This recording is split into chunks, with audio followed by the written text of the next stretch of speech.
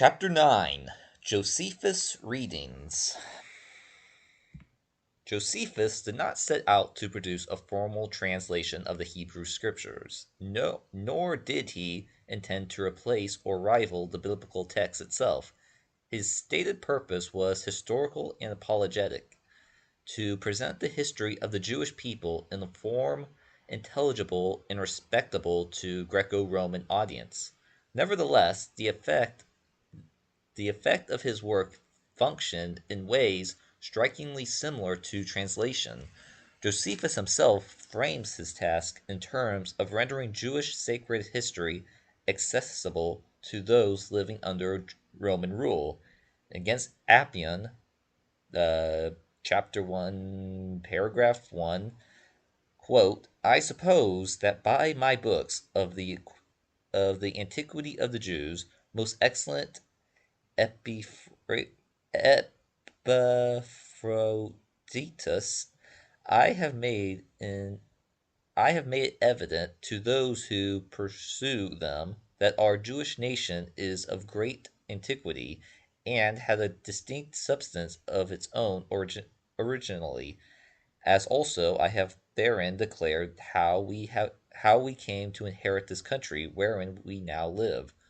Those antiquities contain the history of 5,000 years, and are taken out of the sacred books, but are translated by me into the Greek tongue. This statement should not be pressed into meaning that Josephus was producing a Greek Bible. Rather, if it reflects the ancient understanding of translation as the transmission of meaning across cultures. Josephus was translating Israel's story rather than the canonical text. Yet, in doing so, he inevitably engaged Scripture in a way that blurred the line between historical retelling and scriptural rendering. Modern scholarship often attempts to sidestep this by labeling Josephus a paraphraser, but this distinction is anachronistic. In antiquity, translation, paraphrase, interpretation, or expansion were not sharply divided activities. To retell a sacred narrative in another language was to explain it, clarify it, and sometimes to complete it. Josephus' method reflects this shared ancient practice. Throughout his works, Josephus consistently performs actions that go beyond simple retelling. He supplies motivations and internal reasoning, not explicit in the Hebrew text. He harmonizes tensions and apparent contradictions rather than preserving them. He expands prayers, speeches, and moral reflections, especially at critical narrative moments. He introduces explicit theological causation, attributing events directly to divine providence where the Hebrew narrative remains restrained or implicit. Josephus did not present these elements as innovations. He wrote as though this was what the story meant all along. His expansions are embedded seamlessly into the narrative, offered with confidence rather than hesitation. This rhetorical posture is crucial. Later readers would not encounter Josephus as a speculative commentator, but as a learned Jewish priest conveying authoritative tradition. It is at this point that Josephus' work begins to take on transitional significance, not because he intended it, but because others treated it that way. Later Greek-speaking readers, both Jewish and Christian, encountered Josephus alongside the scriptures. Faced with divergences between the Hebrew text and Josephus' fuller narrative, many naturally assumed that Josephus preserved details that had once existed in Hebrew but were no longer present. In this way, Josephus's expansions came to be read not as interpretive elaborations, but as echoes of an older, fuller scriptures. His explanations were reclassified as restorations. His theological framing was treated as recovery, without Josephus ever claiming such authority. His work was absorbed into the stream of textual development as though it stood closer to the original Hebrew than the surviving text itself. This explains why very features that characterize Josephus's historical method, harmonization, expansion, and theological clarification, also define the Greek historical books of the Septuagint when, when compared with the Masoretic text. The similarity does not require his hypothetical lost Hebrew voyage. I'm not sure how to say that word. Yeah, that word. It requires only that later transmitters mistook Josephus' interpretive retellings for inherited textual content. Josephus then was not a translator by intention, but he became one by consequence. His work occupied a limited space between scripture and commentary, history and text. Once that space was misunderstood by later generations, his narrative expansions could pass quietly into what would later be regarded as scripture itself. Early Christians held Josephus in extraordinarily high regard, far beyond what would normally be accorded to a Jewish historian who did not accept Christ.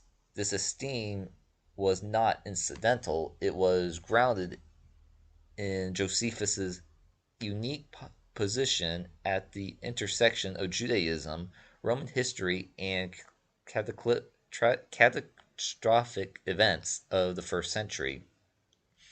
Josephus possessed a set of credentials that made him unusually authoritative in Christian eyes. He was first a Jewish priest, trained within the temple system and educated in the scriptures in their native language and cultural context.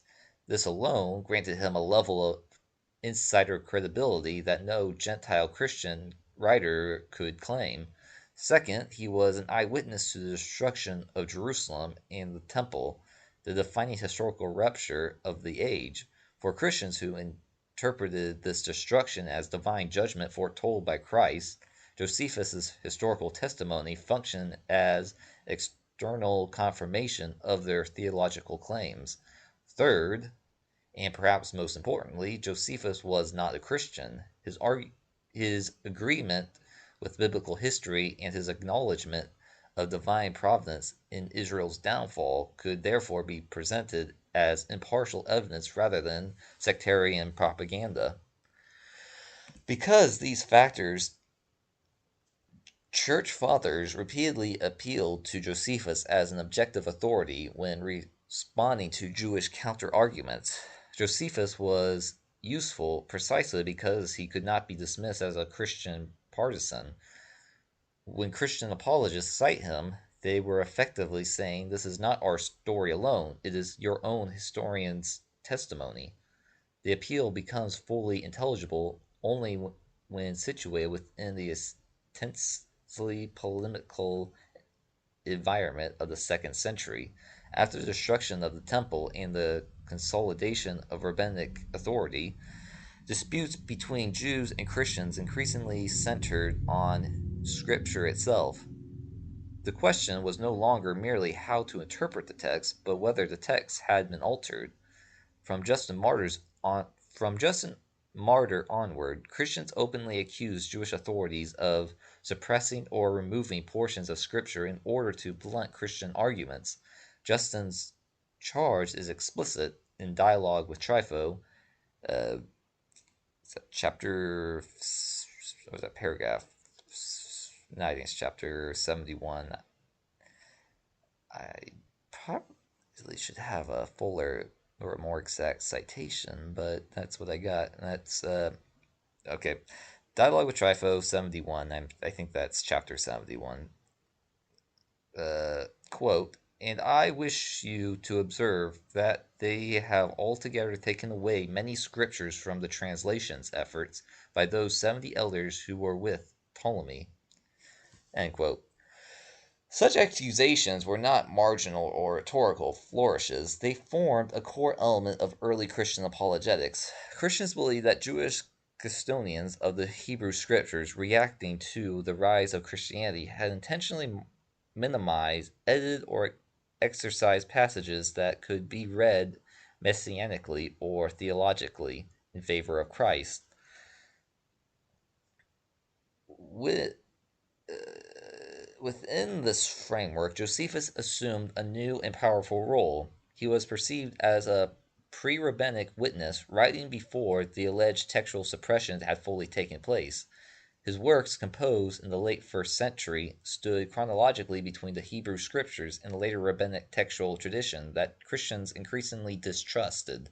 As a result, Josephus was treated not merely as a historian, but as a guardian of an earlier form of the tradition. If Christians believed that material had been removed from the Hebrew text, it follows naturally that they would gravitate towards fuller narratives wherever they found them. Josephus provided precisely that. His expanded prayers, classified motivations, and explicit theological framing looked to Christian readers like remnants of a richer scripture that had once existed in Hebrew but no longer survived intact. Over time, this perception had significant consequences. Josephus' expansions were no longer read simply as interpretive retellings, they were received as indirect textual witnesses. What Josephus explained was assumed to have once been written. What he supplied was treated as something the Jews had suppressed. His authority as a Jewish priest and historical insider transformed his narrative choices into ex- evidentiary support for Christian claims about textual loss. In this way, Christian trust in Josephus was not blind admiration, but a strategic and theological judgment shaped by controversy. Josephus became a bridge to a past that Christians believed had once deliberately obscured. Once that bridge was accepted, it was only a small step to treating his fuller accounts as reflections of an early biblical text, rather than the product of his own historical method. The Book of Esther provides the most transparent and controlled case study for understanding how Josephus's interpretive expansions were later absorbed into the Greek biblical tradition. Unlike other books where multiple textual streams complicate the analysis, Esther presents a sharp contrast that allows the underlying mechanisms to be seen with unusual clarity. The basic The basic facts are undisputed. The Hebrew version of Esther is narratively restrained and theologically minimal. It famously contains no explicit prayer, never mentions the name of God, and refrains from overt theological interpretation. Events unfold through court intrigue, coincidence, and reversal, with divine activity remaining implicit at best. This literary restraint has long been recognized as a defining feature of the Hebrew book. The Greek version of Esther, by contrast, is saturated with theology. It includes lengthy prayers, explicit appeals to God, moral reflections, and clear assertions of divine providence guiding events. God is no longer hidden behind narrative coincidence. He is invoked, addressed, and credited openly. The transformation is not subtle, it is structural and thematic. Josephus' treatment of Esther in Antiquities Book 11 occupies the precise middle ground between those two forms, while aligning decisively with the Greek rather than the Hebrew. Without claiming to translate Esther or restore lost scripture, Josephus instinctively supplies exactly what the Hebrew narrative seemingly omits. In Antiquities, Book 11, Josephus consistently frames the narrative as guided by divine providence, explicitly attributing outcomes to God's direction rather than chance, introduces prayers by Mordecai and Esther, portraying them as actively seeking God's intervention, and depicts Esther as consciously entrusting herself to God, not merely relying on courage or strategy. The similarity becomes unmistakable when specific language is compared. The Greek Esther includes formal prayers such as, in addition to Esther chapter 5 verse 1 through 2, quote, Queen Esther also, being in fear of death, restored unto the Lord, and put on garments of anguish and mourning. End quote. Josephus echoes the same theological posture and narrative logic when he writes in Antiquities, Book 11, paragraph 231, quote, Accordingly, Esther made supplications to God after the manner of her country by casting herself down upon the earth and putting on mourning garments. End quote. The editions of Esther continues with the prayer of Esther, while Josephus does not reproduce the Greek prayer verbatim. The conceptual content is identical. Esther's internal disposition, her appeal to divine authority, and framing of her actions as dependent upon God all mirror the theological expansions found in the Greek editions. The question is, who is copying who? Or is that who is copying whom? We're not going to go there. Josephus tells us he is translating from the Hebrew, so it logically follows that this expanded reading came from Josephus's text. The expansions in the Greek Esther are not random embellishments, nor do they reflect a fundamentally different translation from Josephus. They reflect the same interpretive instincts. Both Josephus and the Greek editions respond to the same perceived deficiencies in the Hebrew text. Its silence about God both correct that silence in the same way by inserting prayer, providence, and theological expansion, or explanation, I mean. At this point, the question becomes one of explanation. One option is to posit a hypothetical ancient Hebrew voltage containing all of these prayers and the theological reflections, which somehow vanished entirely from Jewish transmission, while leaving no trace in the Hebrew tradition, no citation in the early Jewish literature, and no independent evidence outside Greek witnesses. This explanation multiplies assumptions without necessity. The more economical explanation is that the Greek translators of Esther encountered Josephus's expanded retellings and treated it not as interpretation, but as preservation, operating within the Christian environment already convinced that Jews had removed theological material from Scripture. They had every reason to see Josephus's fuller account as evidence of what had once existed in Hebrew. His his expansions were therefore not viewed as creative additions, but as restorations of suppressed content. Under this model, the Greek translators of Esther were not recovering something ancient; they were importing Josephus's interpretive expansions into the biblical text itself, formalizing them as scripture. What Josephus had supplied narratively, they embedded liturgically. What he implied through historical retelling, they articulated through direct prayer. Esther thus stands at the clearest example of the process at work. It shows how historically motivated expansion, written without any claim of scriptural authority, could be reclassified by later readers as textual inheritance. Once this mechanism is recognized in Esther, it becomes far easier to see the same pattern operating elsewhere in the Greek historical books. The David and Goliath narrative in 1 Samuel 17 through 18 provides one of the clearest and most instructive examples of the narrative expansion and harmonization in the Greek tradition. Unlike Esther, where theology is the primary axis of divergence, Samuel exposes narrative mechanics at work: rearrangement, classification, duplication, and smoothing of tension that exists in the Hebrew account. The Masoretic text preserves a complex and at points seemingly awkward narrative. David is introduced to Saul in chapter 16 as a musician and armor bearer. In 1 Samuel 16, verse 22 in the Masoretic text, quote, And Saul sent to Jesse, saying, Let David, I pray thee, stand before me, for he hath found favor in my sight. End quote. Yet only a chapter later, Saul appears not to recognize David at all. In 1 Samuel 17, verse 55, Masoretic text, quote, And Saul said unto Abner, the captain of the host, Abner, whose son is this youth? And Abner said, As thy soul liveth, O king, I cannot tell. End quote. After David's victory, Saul again asks in 1 Samuel 17, verse 58, Masoret text, quote, Whose son art thou, thou young man?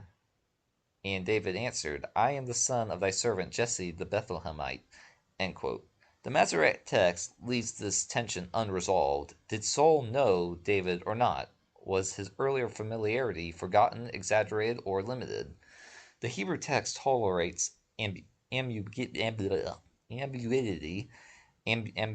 ambiguity, yeah, that word. It preserves the history without attempting to reconcile Saul's confusion. This is an example in the Bible that separates it from fiction. In a made up story, you would not have the person introduced to the same character twice, but in real life, people don't always catch on to what they are seeing. They forget, and you are not always told about the complexities of a man's life and how much time passes from one event to the next. Furthermore, the Bible is a spiritual book. The narratives are told the way they are to bring across spiritual teachings. The Septuagint, however, harmonizes the text. The Greek version of 1 Samuel 18 through 18 displays the significant narrative. It displays the significant narrative reshaping, including omissions, expansions, and harmonizations designed to remove precisely this kind of tension in several major LXX manuscripts. David's prior introduction to Saul in chapter 16 is minimalized or functionally disconnected from the Goliath episode. As a result, Saul's ignorance of David in chapter 17 no longer appears seemingly contradictory, but narratively appropriate. More striking, the LXX frequently orders material and smooths tensions so that David's rise appears more linear and psychologically coherent. The Greek narrative presents Saul's growing awareness of David as progressive rather than confused, and Saul's hostility as motivated and comprehensible rather than abrupt. Josephus' retelling of the episode in antiquity mirrors this Greek impulse in remarkable precision. Like the LXX, Josephus refuses to preserve unresolved tension. He clarifies Saul's state of mind, explains David's position at court, and reshapes the sequence so that Saul's reaction makes sense within a single unified narrative. Where the Masoret text leaves Saul's recognition of David unclear, Josephus removes the ambiguity. I said it right that time. Entirely. Saul's ignorance is contextualized, not seemingly contradictory. David's earlier service does not clash with Saul's later inquiry because Josephus explains why Saul would ask about David's lineage after the battle. The question is no longer about recognition, about status, honor, and political integration. What the Masoret text leaves implicit, Josephus makes explicit. This is the same editorial move found in the Septuagint. Both Josephus and the Greek version of Samuel consistently resolve doublets rather than preserving them, explain motivation instead of leaving narrative gaps, and prioritize narrative coherence over strict archival fidelity. This convergence is not coincidental. It reflects a shared assumption about how authoritative narrative ought to function. Sacred history, especially when rendered for a broader audience, should not appear disjointed or contradictory. It should read as intentional, intelligible, and morally instructive.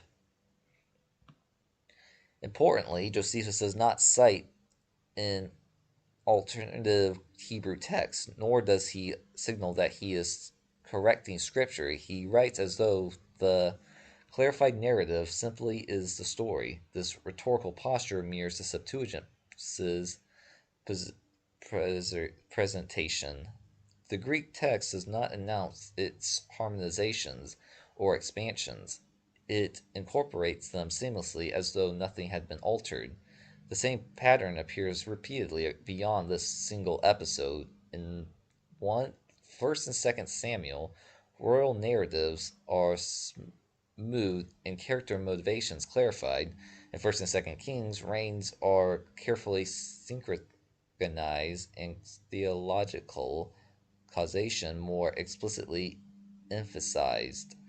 In Esther, the striking silence about God in the Hebrew text is replaced with explicit prayers and overt statements of providence.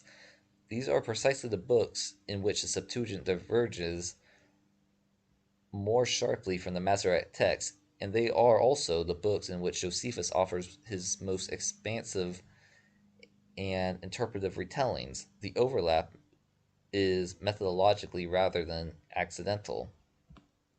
What we see in 1 Samuel 17:18, therefore, is not necessarily evidence of competing ancient textual traditions, but identification of a source of the error, Josephus. The difference lies primarily in genre. Josephus performs this work as a historian. The Greek translators do it within the form of scripture, with the mindset that they are reconstructing something they think was lost. Once this dynamic is recognized, the David and Goliath narrative ceases to function as a textual puzzle, pointing backward to lost Hebrew sources. Instead, it becomes a window into how Scripture was actively interpreted, reshaped, and stabilized within the Christian Greek-speaking world. When the genealogies of Genesis are examined closely, Josephus does not merely agree with the longer chronological system found in the Septuagint. He functions as its earliest clear architect and anchor. The direction of dependence runs most naturally from Josephus to the later Greek textual tradition, not the other way around. The Masoretic text preserves a short, compressed chronology from Adam to Abraham. The Septuagint, by contrast, presents a dramatically longer timeline by increasing the age of the patriarchs at the birth of their sons. This difference is not minor, it reshapes the entire structure of the early biblical history. Josephus, the earliest extant Josephus is the earliest extant writer to systematically present this longer chronology as historical fact. In Antiquities, Book 1, he supplies details, patriarchal ages that correspond to later LXX system, rather than the Masoretic text. He does so consistently and deliberately. These figures are not framed as speculative, comparative, or alternative, they are presented as the chronology. This point is critical. Josephus is not citing a known competing Hebrew textual tradition, nor does he attribute this number to variant manuscripts. He presents a synthesized historical timeline of his own construction, designed to make Israel's antiquity intelligible and impressive to a Greco-Roman audience. Lengthening early history serves precisely that aim. It places Israel on chronological footing comparable to other ancient civilizations whose histories stretch deep into the past. In other words, Josephus is not preserving an inherited longer chronology, he is generating one. That later Greek biblical manuscripts reflect the same expanded genealogical framework strongly suggests that Josephus's chronology became normative for Greek readers. His work circulated widely and early. It provided a ready-made historical structure that later scribes and translators could treat as authoritative Jewish tradition, especially in a context where Christians increasingly distrusted the Hebrew textual stream. The one exception proves the rule. The additional figure Canaan in Genesis 11 appears in the Septuagint, but is absent from Josephus. If Josephus were simply reproducing a pre-existing Greek or Hebrew genealogical tradition containing Canaan, he would have included it. His failure to do so demonstrates that the expanded genealogy originally existed without Canaan.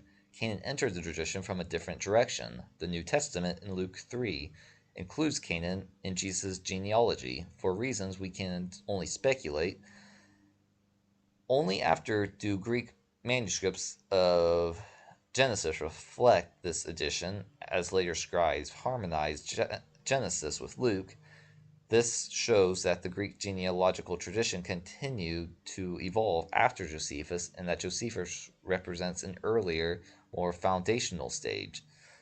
Apart from the later Christian intrusion, the structure of the longer Genesis chronology matches Josephus precisely. The extended ages, the pacing of generations, and the total span of history aligns with this historical synthesis. This is not accidental agreement, it reflects dependence. The longer genealogies of the Septuagint do not witness to an ancient alternative Hebrew voyage. They witness to the influence of Josephus. This historical reconstruction becomes the template through which early biblical history was understood in Greek, and that template was later absorbed into the biblical text itself. Once this is recognized, the evidence no longer points backward to lost antiquity, it points forward to Josephus as the originator of the longer chronology, and to a Greek biblical tradition that adopted his historical framework and over time canonized it. If Josephus is understood as the originator of the narrative expansions, harmonizations, and theological clarifications that later appear in Greek biblical tradition, then the textual relationship must be framed accordingly. On this model, the altered readings do not originate in ancient Hebrew manuscripts behind the Septuagint. Rather, they begin with Josephus's interpretive rewritings of Israel's history. The Septuagint is the expanded historical books let's try that again. The Septuagint, in its expanded historical books, absorbs these Josephus readings into the scriptural text.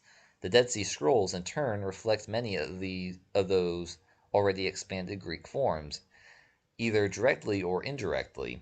The direction of dependence runs from Josephus to the LXX, and from the LXX to the Dead Sea Scrolls. When specific examples are examined, let's try that again. When specific examples are examined, this trajectory becomes visible. The Samuel manuscripts provide the clearest case. To narrow on one such example, the height of Goliath comes to mind. In 4Q Samuel, the Dead Sea Scroll to narrow. Alright, let's try that again. We're really struggling now. To narrow on one such example, the height of Goliath comes to mind in 4Q Samuel. The Dead Sea Scroll, the LXX, and Josephus all say Goliath was 4 cubits, as opposed to the Masoret text, which reads 6 cubits. The question becomes, what is the direction of dependence? Which text introduced the 4-cubit reading? Josephus provides the only reason why such an alteration would be done. He was presenting the scriptures in a more palatable plate for his Roman audience. And as we have looked at, these types of alterations were done throughout many of the biblical books. Josephus independently performs these alterations in his retellings. He clarifies Saul's recognition of David, explains motivations that the Masoret text leaves implicit, and removes narrative overlaps. Crucially, Josephus does not present these as variant textual readings, he presents them as the story itself, rewriting for coherence and intelligibility. If Josephus is the first identifiable figure to systematize this method across Israel's historical books, then the longer harmonized readings in the Greek Samuel are best understood as incorporating his interpretive expansions into the biblical text. Under this framework, the alignment is sequential. rather than parallel. The Masoret text preserves the earlier, more difficult form of the narrative. Josephus rewrites that form, resolving its perceived tensions and supplying explanatory detail. The Septuagint tradition then incorporates those Josephus resolutions into the scriptural text, embedding them seamlessly without announcing alteration. Finally, manuscripts such as 4Q Samuel reflect some of those expanded Greek forms, showing dependence on a textual tradition already shaped by Josephus's editorial logic. The same pattern appears beyond Samuel. In Kings, chronological tensions are softened and theological causation is heightened in ways that mirror Josephus' historical retellings. In Esther, where the Hebrew text is strikingly restrained, the Greek tradition introduces expanded prayer and explicit references to divine providence, and precisely the kind of theological clarification characteristic of Josephus. These are not isolated coincidences, but consistent reflections of a single interpretive program. This chapter has been more about the LXX getting its readings from Josephus and less about the Dead Sea Scrolls. There is a reason for that. Although the Dead Sea Scrolls primarily follow the Masoret text readings, often they drift to LXX readings. But if most Greek texts have not been written until well after Christ, as well, let's try that again. There is a reason for that. Although the Dead Sea Scrolls primarily follow the Masoret text readings, often they drift to LXX readings. But if most Greek texts have not been written until well after Christ, as was examined in chapter 2, then we should not see LXX influence on the Dead Sea Scrolls. In my model, Josephus is the beginning of many of these errors in the LXX, and the Dead Sea Scrolls later reflect some of those readings. The standard model assumes the opposite direction of dependence, that Josephus and the LXX drew from ancient Hebrew manuscripts, similar to those found in the Dead Sea Scrolls. Yet, Josephus never cites alternative Hebrew textual traditions, nor does he refer to sectarian archives. His expansions read as literary and rhetorical inventions, not as quotations from lost manuscripts. If the LXX expanded readings match Josephus's explanatory style and sequence, the similar explanation is that the Greek tradition incorporated Josephus's already circulating historiography. The Dead Sea Scrolls manuscripts that align with the expanded Greek readings would then represent further transmission of that altered textual form. Chronologically, this sequence is coherent. Josephus's work circulated widely and early, especially among Greek-speaking audience. Greek biblical texts were demonstrably fluid in this period. Once Josephus's harmonized narrative gained authority, it would have been natural for scribes to integrate his clarifications directly into Scripture. From there, those expanded forms could enter Hebrew manuscript traditions influenced by the Greek, resulting in the patterns observed in certain Dead Sea Scroll copies. And in this light, the Dead Sea Scrolls do not preserve independent evidence of a lost ancient Hebrew voltage behind both Josephus and the Septuagint. Instead, they reflect a textual stream already shaped by Josephus' historical synthesis. The sequence runs forward. Josephus produces the harmonized readings, the Septuagint incorporates them into the biblical text, and the Dead Sea Scroll manuscripts that align with the longer Greek forms preserve that secondary development. What was often been interpreted as evidence of multiple ancient textual traditions can instead be understood as layered transmission of Josephus's editorial innovations into both Greek and Hebrew scriptural manuscripts. Josephus was not merely a historian standing alongside the biblical text as a neutral commentator. In practice, he became the architect of its later Greek form. particularly in the historical books. Outside the Pentateuch, without intending to rewrite Scripture, Josephus nevertheless reshaped how Israel's history was told, understood, and transmitted in the Greek speaking world. His work occupied a critical middle space between Scripture and interpretation, and later generations failed to keep that distinction intact. Christians of the second century did not approach Josephus as a speculative interpreter.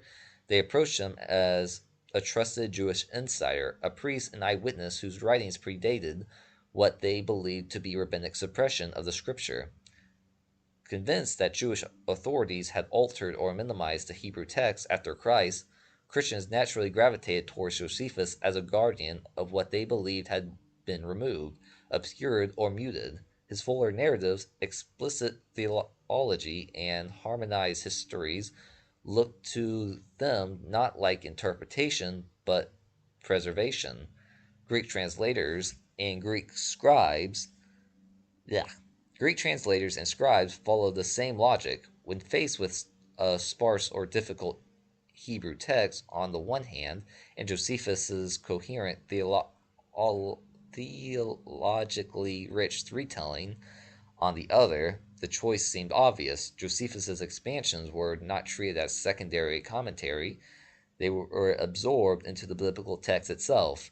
What he explained narratively was embedded liturgically. What he clarified historically was canonized textually.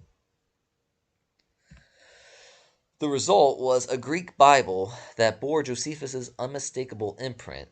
It expanded theology where the Hebrew text was restrained or silent, especially regarding divine providence, prayer, and moral causation.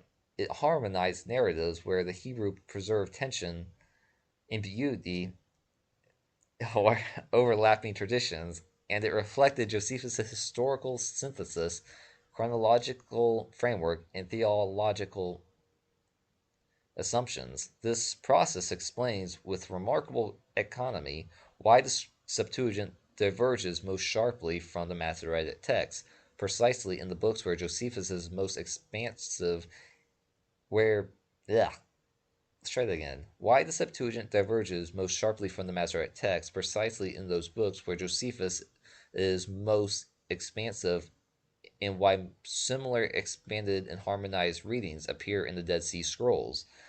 Those phenomena do not require a hypothetical lost Hebrew voltage or parallel ancient textual streams. They require only a recognition of how the authoritative interpretation can harden into scripture when later communities mistake explanation for inheritance.